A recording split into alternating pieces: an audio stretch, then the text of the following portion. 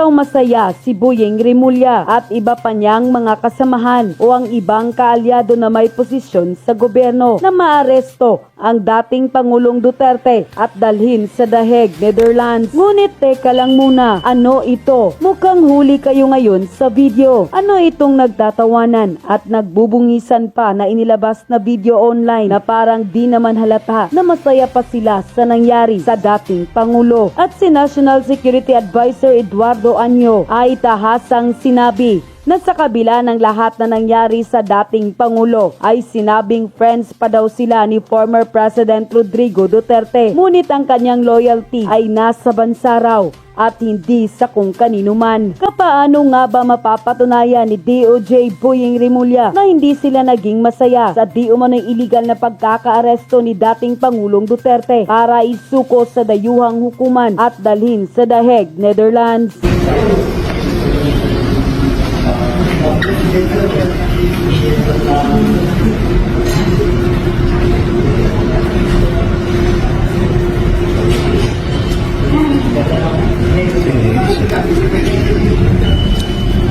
Okay na to. That nobody's happy with what happened. Wow. Okay. Wala akong maligaya sa nangyaring ito. Talaga? Ngunit kailangan lang gawin namin yung aming katungkulan. Sa tingin namin yun ang aming katungkulan, ginawa namin. Ang aming tungkulin. And sir, that's where we disagree kasi tingin namin there was another avenue to go to court. But as you said, that'll be probably part of the litigation. So let's see the, not opinion, last few. Drama. Kung hindi naman pala kayo magiging masaya sa ginawa ninyo, dapat hindi nyo na ginawa. Kasi marami namang option. Kasi in the first place, hindi naman wanted si Tatay Digong sa Interpol. So nasa sa inyo pa rin yan. Kaya wag nyo kaming paandaran sa wala namang nagiging masaya. Hindi naman masaya, hindi kami masaya sa nangyari. Ikaw, kayo, kulang na nga lang, ilibing nyo ang mga Duterte. Ba't kayo masyadong nagmamadali? We are going, unang-una ma'am, ang reglementary period, mamalasin naman kami pag hindi namin ginawa. Mamalasin ano ito? Ano to? Mamalasin kayo pag hindi nyo ginawa. Dito binubuking ni Senator Amy na bakit dali-dali nyong itinakas si Pangulong Duterte sa Pilipinas, ha? Bakit? Anong reglementary period? Anong period yun? The Article Dahil 125. sinabi na nga ni Executive Director sa ating PCTC na diffusion lang naman yun eh. Wala nga commitment pinag-uusapan dun eh. Wala nga red notice, pambira eh. There is a warrant. Takal na ni Arnie Tevez eh. Wala pa rin, di ba? This Ba't is kayo the- nagmamadali? Ano yung reglementary period mo? Yari siya, natarayan siya. Ano yung reglementary period mo? Feeling ko sa loob-loob nito ni Toreng, ikaw ang susunod kong aarestuhin. Sabi siguro niya kaya lang, ay, mali. Ano pala ito, kapatid pala ito ng presidenteng sinusunod ko. Bago! Barado eh, barado. Bring it to the SOJ ma'am, if the SOJ wants to answer. Nagpa-rescue sa DOJ, hindi alam ang sagot. Hawa ka talaga, Brad. Sinasabi ko na sa'yo eh. Yan ang mahirap sa atin pagka wala talaga tayo sa hulog eh. Rescue! Hindi ba pwede kayo na muna? Mauna lang kayo, tapos sa si SOJ. Pwede? Okay, ma'am. Yan ang problema kay Senator Amy. Medyo lumalamya siya eh. Okay na sana yung mga unang diin niya. Kaya lang along the way, lumalamya. Hindi ko nga alam kung talagang mahina lang siya, katulad ng kapatid niya. O she's trying to please everybody. Kasi yun ang problema pag if you're trying. Alam mo, ito sasabihin ko lang sa inyo. Marami mga politiko dyan gumigitna. Marami dyan mga politiko gumigitna. Bakit kanyo? Kasi they're trying to please people so that they would get votes. Ang problema minsan na hindi nila alam, sa pagiging gitna nila, mas lalong wala silang napiplease. Di ba? Kaya nga mismo, meron yung tinatawag na biblical principle which is the lukewarm Christian. Ha? Ano ibig sabihin nun? You're neither hot nor cold. Hindi mo alam kung saan ang tayo mo. Di ba? Hindi mo maintindihan. Yan yung mga Christian na alam ang Biblia, alam ang lahat about Christianity, pero lukewarm. Hindi mo alam kung sino ba talaga sinusunod niya. Parang ganito din dito eh. Minsan ganyan to si Senator Amy. Minsan ito problema nitong Alin to eh. Minsan babatikusin yung kapatid niya, babatikusin yung gobyerno, tapos biglang papaling ng konti, di ba? Tapos Umayat maya, sasabihin niya, independent siya, tas yung pala, kasama siya. Yung ganun bang, ano ba talaga, te? Minsan, ang gulo mo rin kausap, no? kaya ka binabatikos, te. Nasa gitna ka kasi.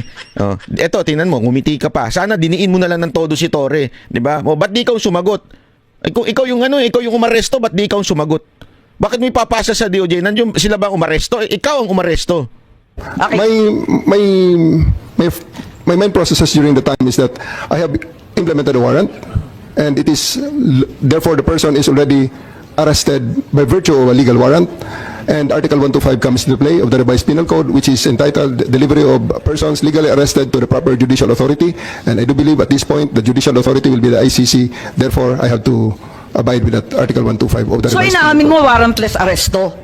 Kasi yung Article 125 ng RPC does not apply kung may warrant. So inaamin mo walang warrant? At the many stages, ma'am, all the many other, Hindi, among make other up your laws. mind, General Torre. Warrantless arrest ba to o may warrant? Kasi ang liwanag naman ng Article 125 ng revised penal I do code. believe that I have a warrant at this time. I just don't want to be. Hindi walang reglementary period. I do believe, sinasabi niya, I do believe na may warrant. Medyo natumbok ni Senator Amy dito eh. Bakit ka nagmamadali, di ba? Kung may warrant, ibig sabihin, kailangan mo talagang dalhin sa husgado sa Pilipinas. Mamili ka. Kapag warrantless arrest, edi may period. Kapag may warrant, walang period. Just the same, ma'am, I have to deliver Hindi him to the pareho judicial yun, proper authority. kapatid. Hindi pareho yun. Yun suko na siya. Suko na siya, sabi niya. Hindi nga pareho yun. Yan kasi ang problema sa kanila. Alam mo, sa totoo lang, dapat itong si Torre, dapat po inuulit ang pag-aaral nito. Oo, walang biro. Dapat tinuturuan ito ng isang abogado. Meron isang abogado doon na matikas talagang naipaliwanag niya kung ano yung tamang proseso ng pag-aaresto. Hindi katulad nito na wala talagang wala pong kaalam-alam, ika nga. Para bagang siya nagre-response lang siya, yung sa tingin niya ay tama. Hindi yung talagang tama. Magkaiba kasi yung sa tingin mo tama, ito yung sa tingin mo, o yung talagang tama. Magkaiba ho yun. Hindi ho yung pareho, mga kababayan. Ito pa ha, yung paulit-ulit na sinasabi kasing walang warrant. Kasi, diba, sinasabi nila, hindi naman ICC yun, kung hindi Interpol. Diba? Kaya, hindi nila daw sinusunod yung authority ng ICC. Kasi yun ang paulit-ulit na sinasabi ng presidente, sinasabi ni Remulla, hindi authority ng ICC. Di ba? Yan ang paulit-ulit na sinasabi, kung hindi Interpol. Ano ba ang meron dun sa Interpol? Ito yung sinasabing red notice. Di ba? Ito yung, ito. Ayan. Ang problema, mga kababayan, hindi po red notice. Ang nabuking din dito sa pagdinig na ito na walang red notice. Ano po ang meron? Yung diffusion o yung red diffusion. Anong ibig sabihin yan? Ayan, papakita ko sa inyo. Ayan yung pinagkaiba. Diffusion order at saka red notice nasa kaliwa. Di ba? Nakita nyo? Yung sa red notice, kitang-kita nyo naman, mapula-pula. sa kanan, wala. Di ba? Anong pinagkaiba nun? Okay? Ang pinagkaiba nun, ipakita natin para tanungin natin si ChatGPT kung anong pinagkaiba nun. Ayan po ang pinagkaiba nun. Interpol Red Notice. Definition, a request for law enforcement worldwide to locate a provision arrest person pending extradition. Request yan nanggagaling sa isang member state. Halimbawa, tayo bilang membro ng Interpol, pwede tayong humingi ng tulong sa isang tao, which is yung ginawa nga nila kay Tebes. Hinihingi nila ang tulong ng Interpol ng Timor-Leste para dakpin po si Tebes. Ito nga po ang matindi ho dito dahil sa wala pong politika na ina-apply sa Timor-Leste. Kaya nga, tandaan niyo ang Interpol ay request. Okay? Ito po ay tingnan niyo yung pang legal weight, not an international arrest warrant. But many countries treat it as a valid basis for arrest. Pero, ibig sabihin nun, hindi siya talagang international arrest warrant. Kung hindi papayag yung bansa na yun, yung gobyerno ng bansa na yun, walang magagawa ang Interpol. Okay? Yung public or private, mala na yan. Basta na lang natin yan. Ano lang naman yan yung Interpol Red Notice publicly available. Yung Interpol Red Diffusion, ano po yun? An urgent, informal, yan importante dyan, informal request. It is not a command. It is not a law. It is a request for the location and arrest of a suspect before a formal red notice is issued. Sa madaling salita, okay? Legal weight, less formal ito doon sa red notice. Okay? So yung red notice nga ay hindi batas, hindi law, hindi tayo obligadong sumunod agad-agad. Okay? Mas lalo na itong red diffusion. Okay? Ang titingnan nyo dito, yung issued by, ano yon? A member country directly to other countries via Interpol Secure Communication System. Sa madaling salita mga kababayan, itong sinasabi dito, isang membrong bansa mismo gamit ang secure na communication system ng Interpol. Ibig sabihin, since ang ICC ay hindi bansa, okay, hindi po bansa yun, ha? Baka akala ninyo bansa ang ICC, hindi po. Merong nag-request para magkaroon ng red diffusion ng Interpol.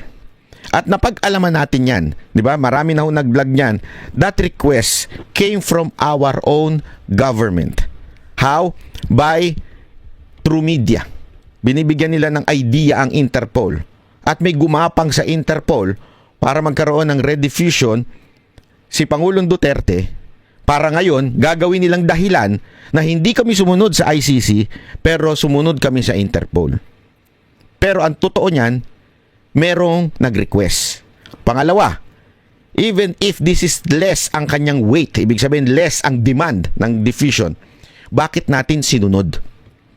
Sa madaling salita mga kababayan, eto lang kasimple yan. Paikot-ikutin mo na ang mundo ng gobyerno sa Pilipinas. Ginusto ni Marcos yung ginawa ng gobyerno. Hindi natin alam kung siya lang, si Marcos lang ba, o baka pati si Romualdez ay kasangkot. Ginusto nila at pinagplanuhan nila yan. Hindi pa pwedeng hindi. Kasi tingnan nyo ha, anong nangyari? Yung kay Tebes, ayan yung bagong balita. Saktong lumabas. Ang galing nga talaga ng Diyos. Alam nyo ba, after the hearing lumabas ito. Yung gabi lang siya lumabas. Anong nangyari? Pahiya, olat, si Remulla, si DOJ, siyempre siya ang sekretary, di ba? Siyang paulit-ulit na sinasabi niya, babalik na.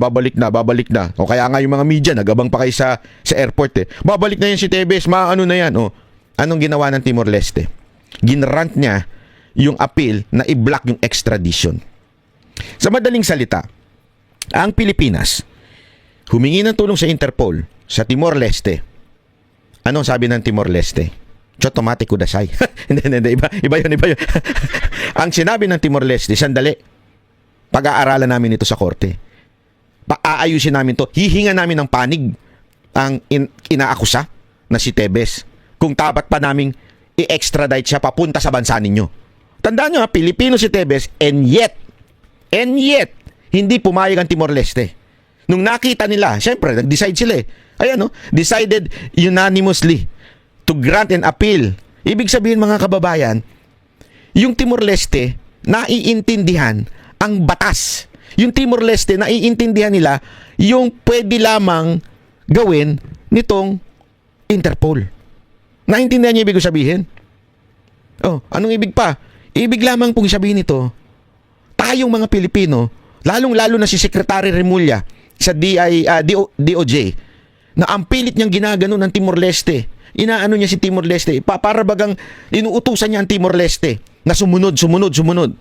Eh pinahiya siya. Hindi kami susunod kasi meron kaming due process. Mantakin mo ha, Pilipino ito. Hinihingi siya ng bansa niya, hindi ibinigay. Bakit? Sinunod ang due process. Sa Pilipinas, Pilipino, ibinigay ng bayan natin sa ibang bansa. Ganon katarantado ang gobyerno natin. Ganon kaputang ina yung mga namumuno sa atin. Kagago. Bakit? Mismong kalahi natin. Huwag na natin sabihin si Duterte ito. Mismong kalahi natin. Wala pang red notice, hindi pinadaan sa due process at binigay sa ibang bansa. Now, anong nakakairita dito? Ang nakakairita dito, deny pa sila ng deny. Alam nyo, simple lang naman eh. Puro kayo mga walang bayag. Kayong mga nasa gobyerno sa Pilipinas, puro kayo walang mga bayag. Aminin nyo na lang, oo, gusto naming matanggal na si Duterte dito sa Pilipinas. That's it. Tapos ang usapan. Now, let's talk about legality. Eto kasi ngayon, deny pa kayo ng deny. Hindi naman namin sinusunod ang ICC. Hindi sinusunod lang namin Interpol na yan. Hindi nyo na lang aminin. Sa bagay, tama talaga si Duterte. Marcos is so weak. Hindi kayang panindigan ang mga desisyon. Kaya kailangan magpalusot pa, magtago sa palda ng mga kasamahan niyang mga sekretary niya. Ganon kahina ang ating, ewan ko, kinukonsider nyo pang presidente yan. Parang walang paninindigan eh. Kasi kung, sabihin mo na lang, diretso mo, I want Duterte out of this country. Tapos ang usapan. Now, pag-uusapan na ng legality, hindi eh. Ang dami nyo pang palusot. Yun ang problema dyan. Di ba ho? Yun ang sanang hindi maintindihan itong gobyerno to. Kaya tuloy nagkakaleche-leche kayo.